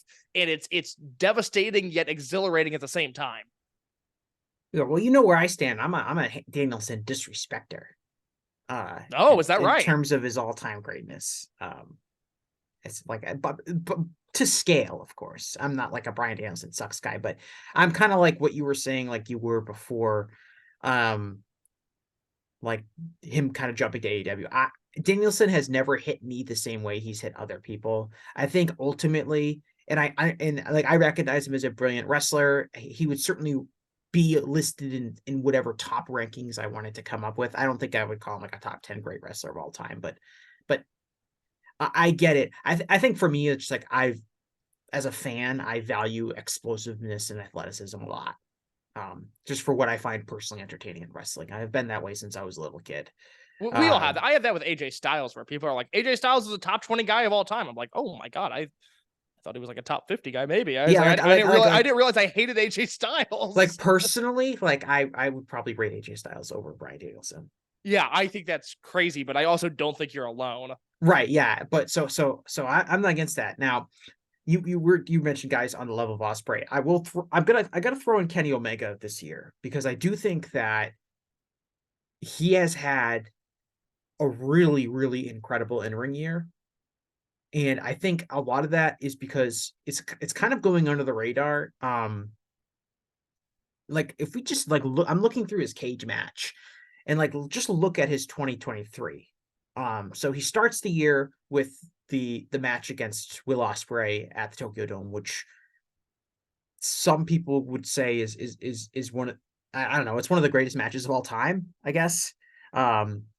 It's certainly at worst a 5-star match, and that is at worst. Yeah, I mean, I'm looking at the cage match rating. It looks like a typo because of how many stars there are under Dave's rating. But it has a 9.76 on cage match with over 1,000 ratings, which it has to be one of that has to be one of the highest rated matches of all time on cage match, especially with that many ratings. But then you remember he had that ladder match with the Young Bucks versus, a Death Triangle. It might be a top 10 match for me this year. It might sneak in as my number 10. I love that match. Yeah, it has 5. Dave gave that 5 stars. Like, my man. Okay, he had a incredible match, another trios match against Air Fox, Dante Martin, and Darius Martin on an episode of Dynamite. They had that trios match against the House of Black at Revolution. which was an incredible match that was overshadowed by the Texas Death Match and the 60-minute draw on that show. But that would have been like the best match on like 99.99% of all wrestling cards to ever take place.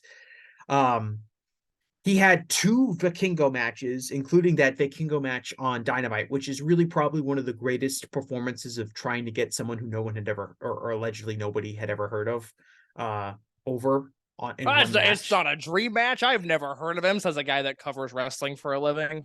Fucking idiots. Well, not anymore. Well, he's got all that money. Yeah. He's Sean Ross Sapp didn't get anything of it, but he's got all that money. I didn't get any of it either. Don't worry. Yeah. What are you gonna do?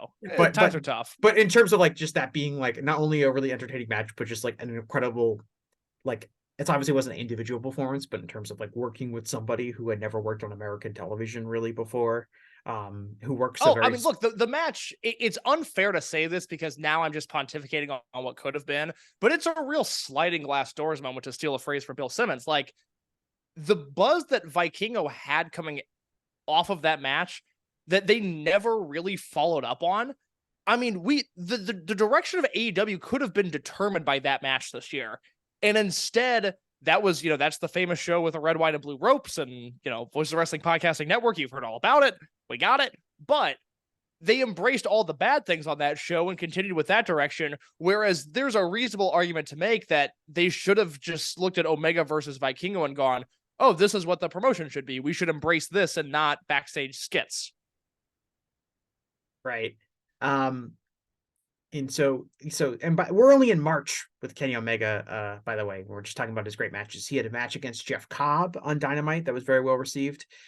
He has a steel cage match against Jon Moxley, which was incredible. I completely forgot about that. Right. Like just his I'm just scrolling through his ear. He has the Anarchy in the arena. Obviously, he's one of 10 people in that match. So, or I guess that was an 8-man version of it, but obviously another very well received match. He wrestles Will Ospreay again in a match that was somehow equal to his match at Wrestle Kingdom with Will Ospreay, which seemed impossible at the time. He wrestles Vikingo again in AAA. He has the Blood and Guts match. He has his match against Konosuke Takeshita. He has the match against MJF. The hastily thrown together title defense just from a couple weeks ago, which I was at. So like, and that's just, I mean, he has had an incredible in-ring year. Like an absolutely incredible. If Will Ospreay wasn't having the in-ring year that he was having, I think Omega would be a runaway for most outstanding wrestler when you just look at that. And a lot of it, yes, he's done a lot of tag team work, but in some ways, I would argue that having great tag team matches, having great trios matches is a feather in his cap, because it's not like he didn't have great singles matches either. And he's had, street fights. He's done like death matches. He did the cage match. But he's also done your standard, we're going to go out there and we're going to wrestle, brother, kind of style of matches too. So for diversity of matches, he's been tremendous. And again, he's almost kind of like Okada. Because he's on American TV and because I just think he's capable of spectacular, I don't think he's taken quite as for granted as Okada, and because he's battled injuries and kind of this is the first year in a couple of years he's been fully back as a wrestler. I think sometimes we're taking for granted like his week-to-week brilliance, but when you go back and you look at just his year, like I forgot about it until I looked up. I forgot about his cage match with Jon Moxley. Happened back in May. Like I forgot about that, and I was like, oh yeah, that match was like fucking amazing, and it really he's had an incredible year, and that probably shouldn't be. We probably shouldn't lose sight of that. No, you're right. It's another guy where it's not an obvious pick, but this might be evil or obnoxious to some, but I do look at this category as we're voting against Roman Reigns because I still think he has public sentiment. He's the betting odds are in his favor. And Omega is another one of these guys where it's like, look at their years. It's not close. Omega also has, the great business stuff, but then, yeah, you're right. He's at worst a top 5, top 10 guy this year. He's been incredible. So he's he's another name that shows you that this year is maybe a little bit deeper than I initially thought. But with Ospreay and Danielson and Omega and Okada, and Mistico, which is there's more depth there than maybe I realized. Yeah, and New Japan's like touring in America strategy changed a lot. So it's kind of hard for me to come up with proof of this necessarily, but I do think that his match against Will Ospreay at Wrestle Kingdom this year helped renew like American and Western interest in New Japan, something that had maybe fallen during the pandemic and kind of with some of the top stars going to AEW. I do think that brought some people who maybe hadn't really paid super close attention to New Japan back to that product. Yeah, I think that's a fair point. Do you want to talk about MJF at all? Because I think Uh, he's going to get votes. yeah, that's funny. Where however long we are into this, and I haven't even I don't have notes on him. I hadn't really thought about him. I have actively disliked so much of his year.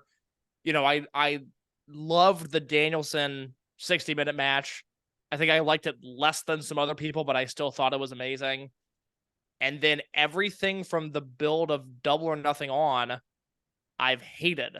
It almost like best case scenario, I've hated it. At times, it has caused me to stop watching whatever episode of Dynamite I'm watching and just do something else with my night. So he's not someone I take seriously just because I can't vote for somebody that I think has been a negative presence on my television screen for 8 months out of the year. Yeah, so this is kind of similar to what I was saying about Roman Reigns, which is like I'm so low on this person's individual actual performance, that I can't take them like as a serious person for me to put down as for any award, not just Flair Fez, but just for kind of anything. Yeah, I understand if that's your thing. If you like that, I understand why you would do it, but it's not something that I can sign off on. Mm-hmm. I am less down on MJF than I think the average person associated with Voices of Wrestling. But I also would have a hard time really saying he's Wrestler of the Year material. Business has not been super great with him, being easily the most heavily pushed person in the promotion. Not all of that is his fault, but certainly some of it has to be put on him. If they were doing like really strong business, and he was doing this exact same he had the exact same kind of year, but like attendance was up and ratings were up, I think he would have a much stronger case. But they're not. I think with the exception of his all-in match, which was really, really bad in like kind of like a disastrous way in a lot of cases, I think he's had a really strong in-ring year. I think his match against Danielson, the 60-minute match, was one of the best matches in AEW history.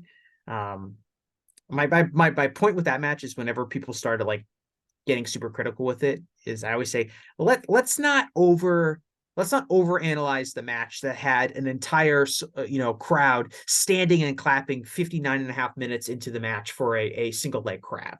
Okay. But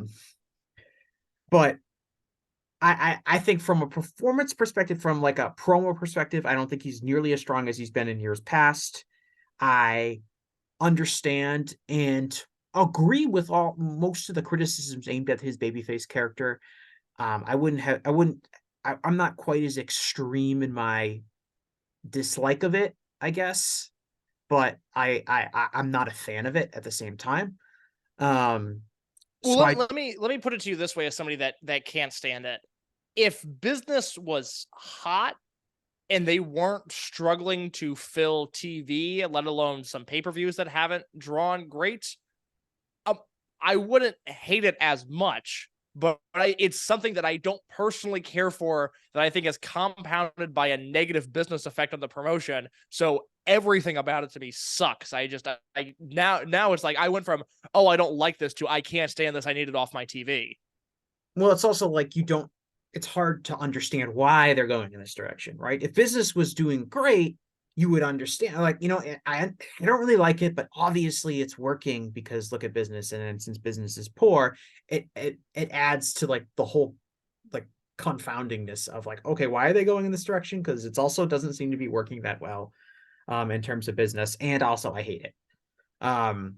But I do think he's probably going to get votes. And he's probably going to place very highly on a lot of different lists and wrestling MVP awards and things like that, because when we talk about putting your narrative on it, this was the year of MJF in AEW. There's absolutely no doubt about it. He's been the champion for the entire year. He's probably going to finish the year as champion, I think. He's easily the most heavily pushed person on television. He's all over the product. He's wrestled more frequently than he has really than in any other year of his career in AEW. So he's, in terms of a narrative, he definitely has that narrative. Whether or not it's a positive narrative or a negative narrative is probably in the eye of the beholder. But he's definitely, in terms of AEW, the most like the most headline worthy kind of candidate, I would think. Yeah, you're not wrong. It goes to show my level of interest in him or lack thereof. I hadn't even thought about him. I mean, he's not somebody that I'll think about for SFM 50 this year, whereas I think last year he was either a top 10 or top 15 guy for me. And for something like this, no, I can't realistically consider him at all. And so we're gonna go with who I think is probably the last really top tier candidate for this kind of award. And you've mentioned him several times already. It's Mistico, who has really been the case for Mistico. I think would be pretty simple, and that's that he's really reinvigorated or helped reinvigorate CMLL. He's obviously was an enormous star in the mid to late 2000s in CMLL. He goes to WWE, he's Sin Cara, and there's just an incredible journey he goes on from being in WWE, then going back to Mexico. He can't use the Mistico name. They give it to someone else. There's multiple Misticos. He's Caristico. He's Mysterious. He's under all these gimmicks. And basically he goes through this whole journey, and he eventually, do you know when he was allowed to just be Mistico again? Was that last year? I don't know for sure, but that sounds right.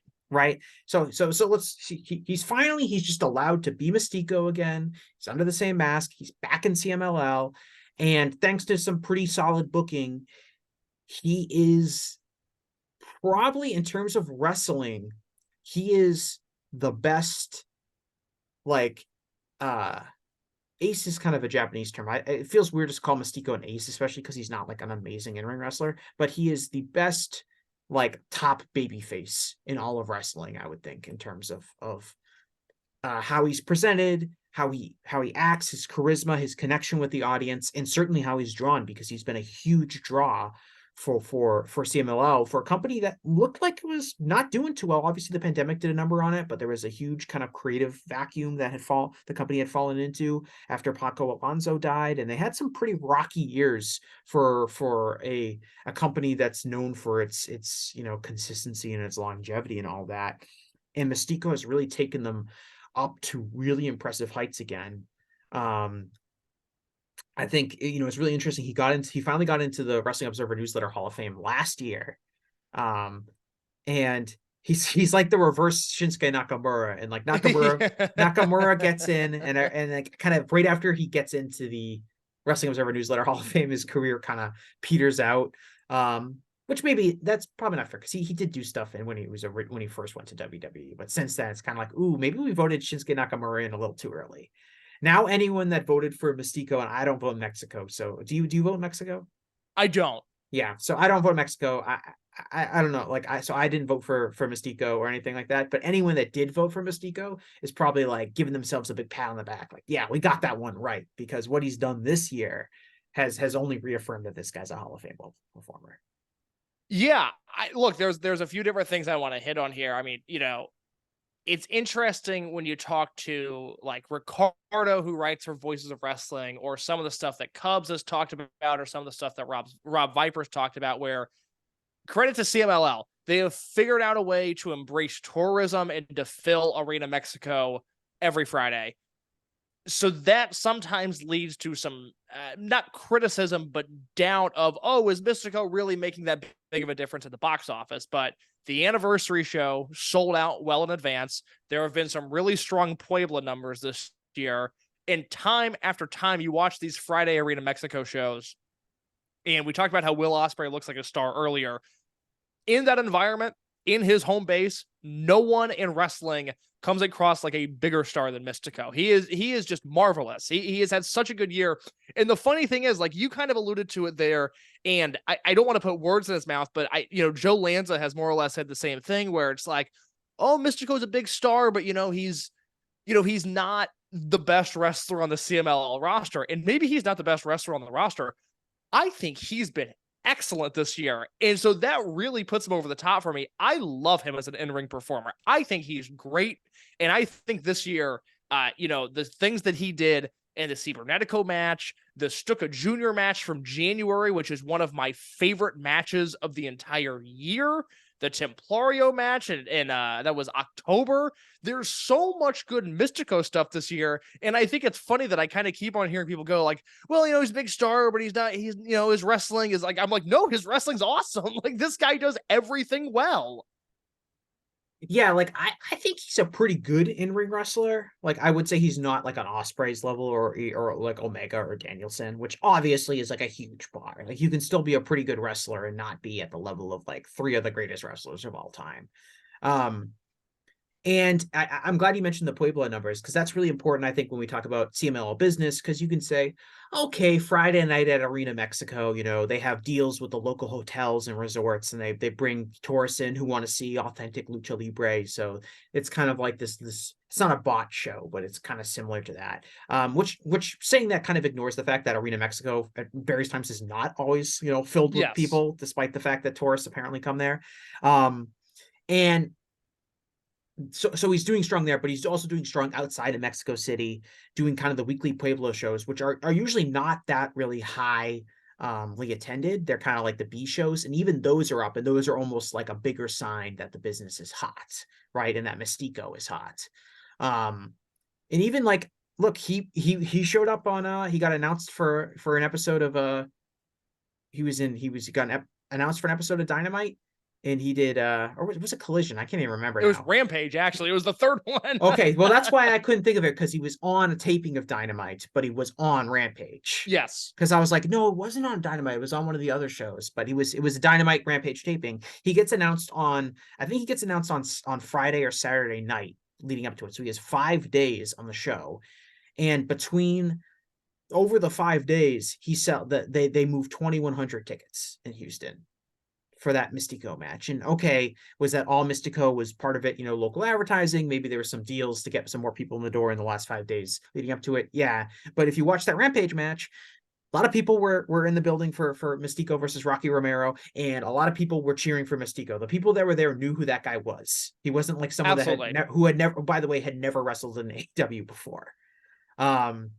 And that, obviously that's in Houston, Texas. That's not in Mexico City. They weren't the resorts weren't shuttling, the resorts in Mexico City were not shuttling people to Houston, Texas to watch that match. Those were probably Mexican American fans and fans of lucha libre going to see him. By the way, Roman Reigns only moved 300 tickets when he was announced for a house show in Kansas City around the same time period. But I don't know. I heard he was a massive star. I heard he was such a big star that you can actually credit him for shows that he wasn't on.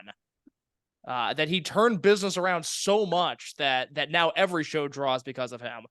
Yeah, well, me and Brandon, so this was like right around the same time period, and me and Brandon on WrestleNomics did like a breakdown of it, and it's like Roman Reigns was announced for a house show in Kansas City, where in you really wouldn't expect Roman Reigns to be on a house show, because he never does them.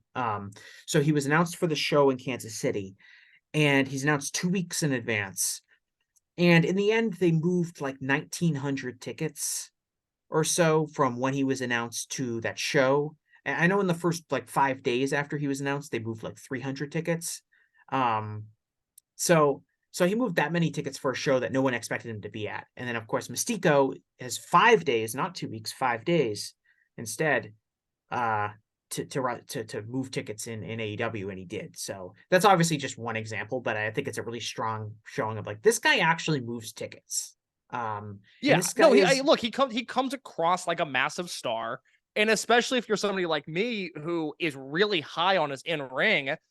Up until we started this podcast, I thought he'd be my Flair Thez, and he still might be. It's either him or Ospreay, because he's the other guy this year. 2023 has been Ospreay's year, but for what Mistico has done for CMLL in terms of the English speaking audience, I mean, I've been in this bubble for a decade, and there was a point in time where AAA was really hot, and I that's never been my thing. I've never really enjoyed AAA, but CMLL, I mean, people have never cared about Lucha the way that they have. I've never cared about Lucha like this. I look for excuses to like be home on a Friday night, and like I'm hoping my girlfriend goes out with her friends. I'm like, oh yeah, like you guys want to go? Oh my god, please go! Like I can entertain myself just so I can watch Arena Mexico shows live now. Like he's completely rejuvenated my interest in lucha. I don't know if rejuvenated is the right word, but he got me interested in contemporary lucha in a way that nobody else has been able to do. And then you factor that on again, like the Cibernetico match will be a top 10 match for me this year, and Mistico is a big part of that. Yeah, I mean, I'm just gonna throw some other names out there that I'm not really gonna give that many people these serious thoughts, but just people that might be other people argue for. Some of them have already mentioned, like Kento Miyahara, could probably make place down ballot. If you had to pick someone from Noah, you could either go with Kano or Katsuhiko Nakajima, who, if you want to talk about somebody who, especially lately, has kind of seized some headlines and some narratives, Nakajima leaving Noah, going right to All Japan, and thumping Aoyagi and winning the Triple Crown Championship. That's a pretty impressive move, and he's obviously an excellent in-ring wrestler.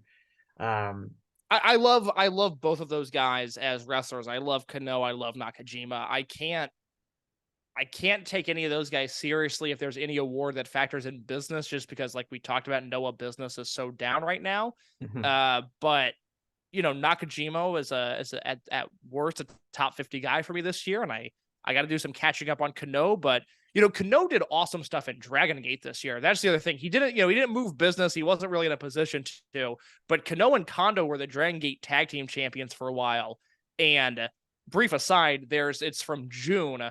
It's Kano and Shuji Kondo versus Susumu Mochizuki and Yasushi Kanda, and it is the match of Yasushi Kanda's life. It was the best year of his career, but it's the match of Kanda's life, and the stuff that Kano and Kanda do in that match, it will go down as a desert island match for me all time. It is just one of those things that it really struck a chord with me, and that was large part due to Kano.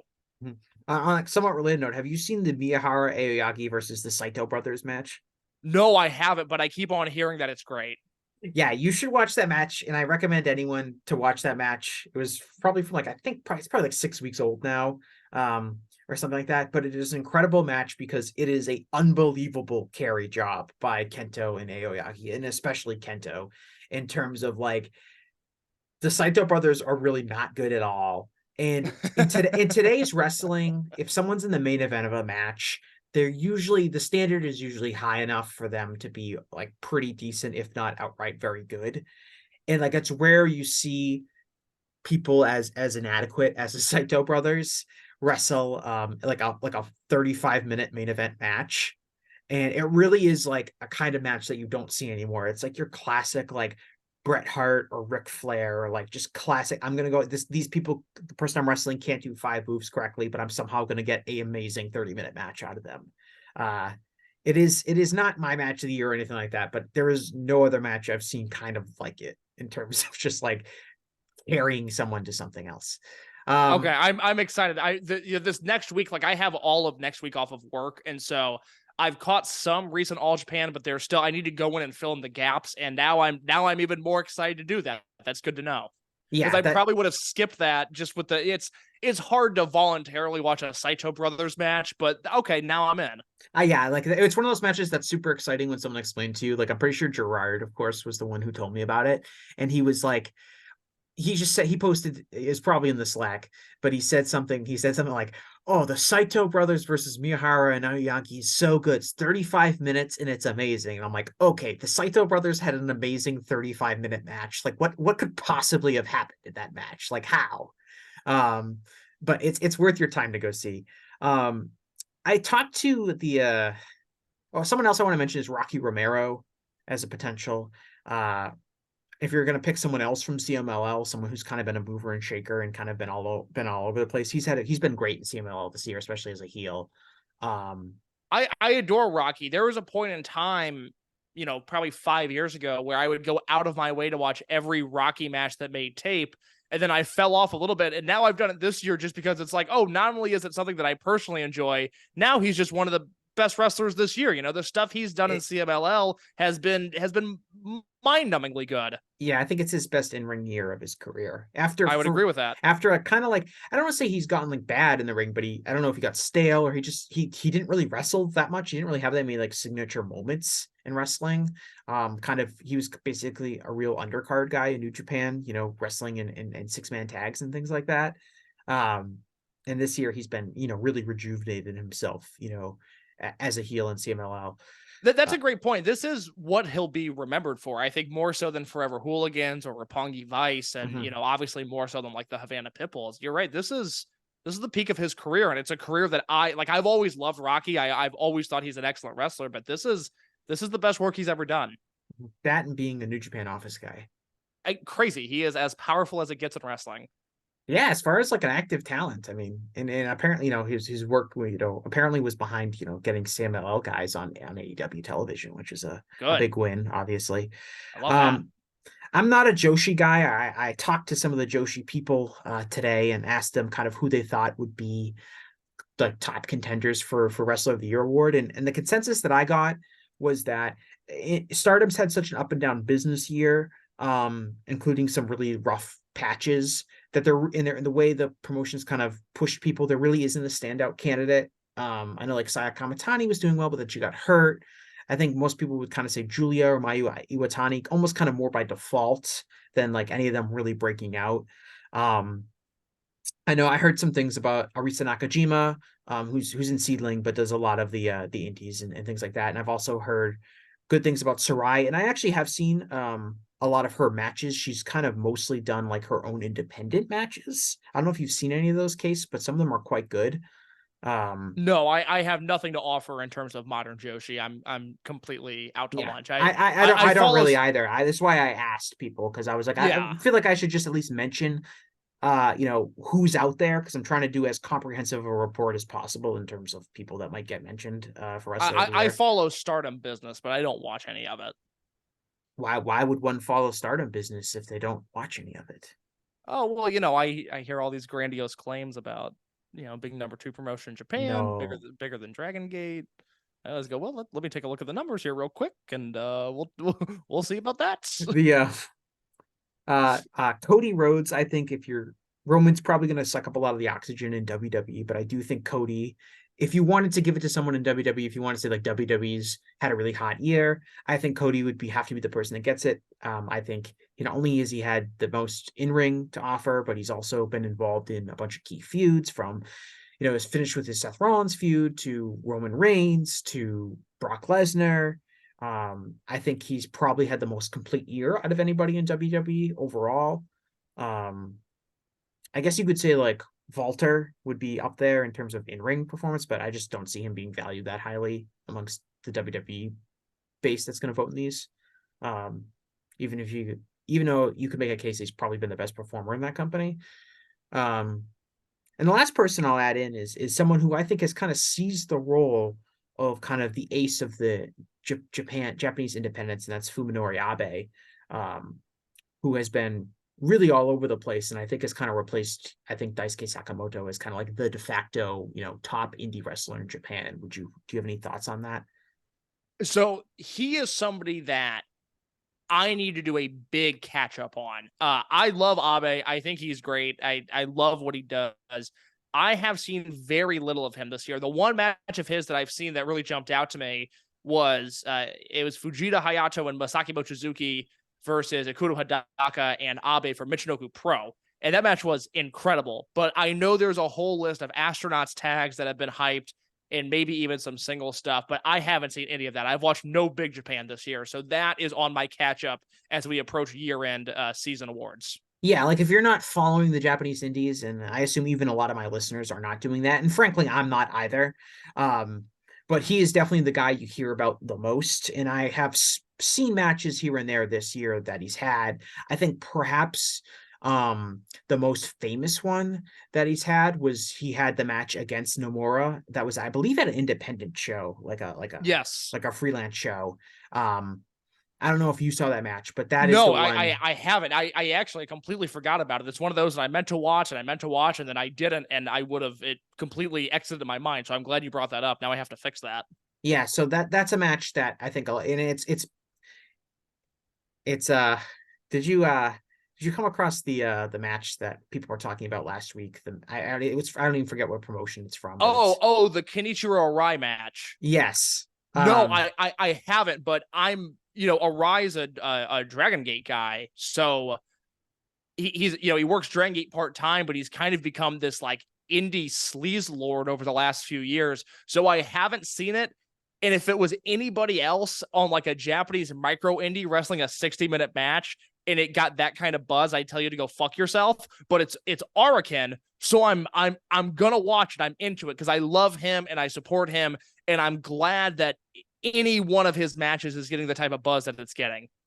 Yeah, and Abe's wrestled a lot in All Japan this year. So I know All Japan's basically an indie, but he has been, he just had a singles match with Dan Tamura, which pretty good. I don't think it's going to be making anyone's like top 10 lists or anything like that, but he's been getting around more and more, and obviously he has kind of the balance between. I think like the Astronauts are not going to win Tag Team of the Year this year, just because I just can't imagine them ever getting. They're too low profile in terms of the promotion that they work in. But a lot of people that watch a lot of wrestling will tell you that they've been the best tag team this year, and I don't think I'm really at a place to debate them on that. So I feel like they're the name on VoiceGate we've talked a lot recently, because I think Susumu and Kanda deserve to be in that conversation. They'll get my vote this year. I really have loved what they've done. And a few weeks ago I asked like, hey, who am I missing here? Tag Team of the Year seems also really low because there's the Bucks have had maybe the weakest year of their career. FTR really to me has only had one or two great matches. I was like, all right, who am I forgetting here? So it's not just Susumu and Kanda, and we were met overwhelmingly with the Astronauts have had such an amazing year. Yeah, I think the Bucks have actually had quite a good year, but a lot of it was in trios action, and I don't know how people weigh that. Yeah, that's fair. Like all those that's great fair. trios matches I was talking about, Kenny Omega being in like in the first quarter of this year. Those the Bucks were in all of those matches as well. That's true. But I also think the Bucks are in your Okada territory, where it's just like, oh yeah, the Young Bucks, they're pretty good, right? Remember that? Yeah, greatest tag team ever, still good. Yeah. Got it. All right, cool. Remember? Yeah, like even like I thought they had a really good match on Dynamite on Wednesday, and it was like right on the heels of a lot of people being like, oh, are the Bucks washed? And I'm like, all right, they just had like a 4-star match with Commander, so probably not. Yes, no, they're not washed, they're just bored, and Yeah. it's unfortunate, but it's the reality of it. Yeah, well, they're gonna drag 52-year-old Chris Jericho, 53-year-old Chris Jericho to probably a 4.5-star match on Sunday. So I look forward to it. Yeah. All right, that's it. Is there anyone that we haven't mentioned at all? I try to do as thorough of analysis as possible. I guess I didn't mention anyone from Impact or anyone from AAA. I think you're good there. What about Tyrus? No. No. I mean, should I say the name Alex Shelley just to give him some recognition? Sure. But I'm not going to vote for anybody from Impact, or especially not AAA. So no, I mean, I think that covers it, because I'm looking through my list right here, and I think Mistico is the CMLL name from Talk About. A lot of people might throw in the new Mascara Dorada, and I think he's more of a most outstanding guy. I don't look at him as having a business pedigree just yet, but by this time next year, that could very easily change. He's probably the only other guy I would mention. Yeah, he's a star on the rise for sure. Like I was thinking, like who else? Like CMLL has obviously had a big business, and we talked about Mistico, who'd probably get the bulk of that credit. We talked about Rocky Romero, like maybe like Atlantis Jr. But I think I love Soberano. He's a guy that I very much enjoy. Yeah, you mentioned Templario earlier. Stuka Jr. There's just Stuka Jr. I want to see him in AEW. I think he would get over big. He is so good at big time singles matches. I love what he did with Cavanario a few weeks ago. And like I said, that Mistico match from the start of the year, that is one of my favorite matches of this entire year. It was so satisfying. All right. Do you got anything you want to plug? Any recent projects or podcast appearance you've been on? Oh my God. Open the voice gate. Look, we talk about 98% of the time we're talking about Dragon Gate. 1% of the time. I'm immensely proud of the work that Mike and I do covering Japan as a whole and the industry there and the ups and downs, especially post COVID, of the Japanese wrestling industry. And then there's 1%, Texas Rangers talk and other assorted bullshit, improv comedy and other stuff that Mike and I like. But Open the Voice Gate on the Voices of Wrestling podcasting network. I really like some of the work we do there. And that's my primary thing I got going on. Maybe I'll do some writing post Hall of Fame season, depending on those results. I don't know just yet, but voicesofwrestling.com, we do it better than anybody else. I'm proud to be on this website. I love the work that we do. I love podcasts like this, and I love the podcast that I'm on, Open the Voice Gate. All right. Well, thanks a lot, Case. I appreciate you coming back onto the show. I appreciate you doing the job for me this time, doing business the right way. But thanks a lot. Thanks a lot for all our listeners. Thanks for the continued support of this podcast, and we'll talk to you again in a while. Thanks.